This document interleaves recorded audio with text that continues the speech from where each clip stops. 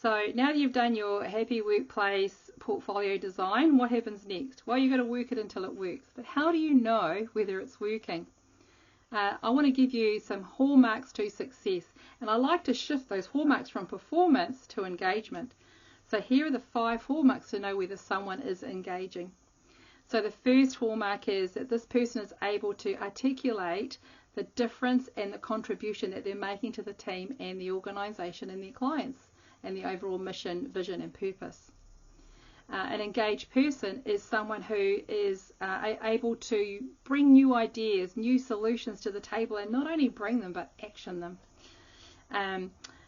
The hallmark to someone who is hallmark of success for someone who is engaged is someone who can make mistakes, can actually own up to their mistakes and record them, overcome them, and then turn them into a learning experience for themselves and for everyone around them. Another hallmark for success for someone who's engaged is someone who's able to go from an employee to an intrapreneur. So someone who's able to take job ownership, responsibility for the job, and given the right conditions can rise to the occasion every time. And then lastly, the last condition or last hallmark for someone who is engaged is someone who can take the role that they're in and articulate the function and purpose of a role as it relates to the organization's overall mission and purpose, and then figure out individually how they fulfill it.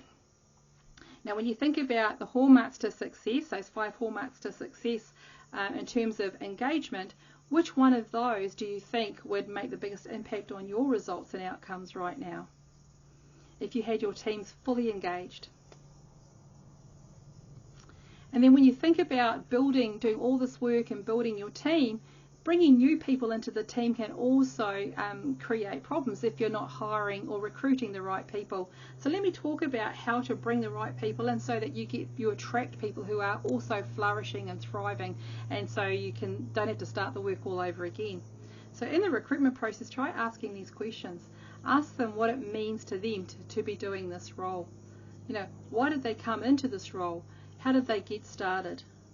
Find out why they believe this role is important to the needs of the client, and also how this role fulfills the higher purpose of the organization's mission, goals and values. Because when it comes to creating thriving, happy, healthy workplaces, credentials sometimes just isn't enough. It has to be passion and purpose as well. And then if you are looking for a role and you're being interviewed right now, you can interview an organization to see whether or not they have the success formula for creating a happy, thriving, healthy workplace for you. And so you can interview them and you can ask them questions, for example, like, for what purpose does the organization exist? And what is the success indicators of a person who is successful in the role that you're interviewing for? Because if they talk about numbers and dollars and outcomes, then you can say, no, thank you, I'm in this for more than just making money, I want to make a difference too. So I hope that's been really helpful to see how you start to really measure success in work. Remember, it's not about performance only, it's also about engagement, which leads to better performance anyway.